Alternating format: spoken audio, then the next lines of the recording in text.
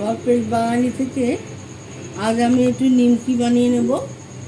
আমার নাতিরা সব আসছে, নিমকি, নাড়ু, গজা এগুলো একটু বানাবো। আমি দেখাচ্ছি, আপনারা দেখুন। এই যে মেলা থেকে এটা কিনে নিয়ে এসেছি। এটা দিয়ে এরকম করে কেটে কেটে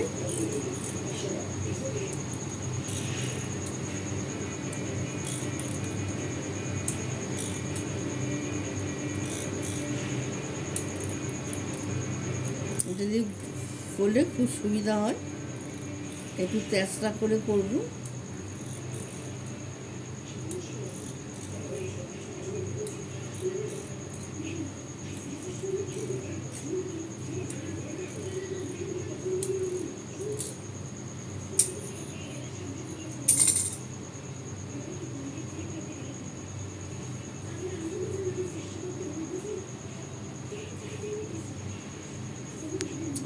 এইভাবে কেটে কেটে নিতে হবে, নিয়ে এই যে কড়াইতে ছাড়তে হবে।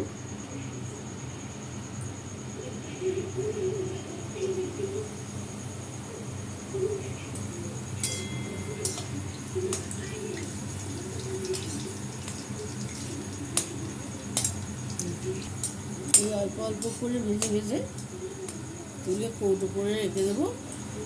বাচ্চারা সব সামনের সপ্তাহে তো পুজো, ওরা সব আসবে। বাড়িতে ভাজা নিমকি ওরা খেতে খুব ভালোবাসে।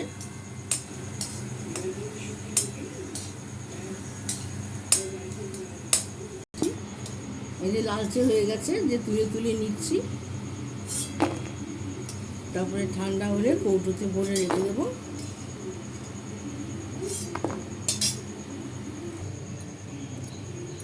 এইগুলো ছাড়িয়ে ছাড়িয়ে নিতে হবে। কেটে নেওয়া হয়ে গেছে।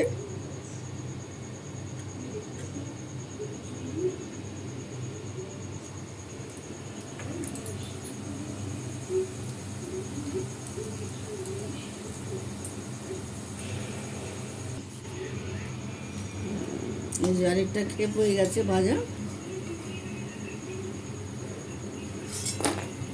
আপনারাও বাড়িতে ভাজবেন। বাড়িতে ভাজার আনন্দটাই আলাদা।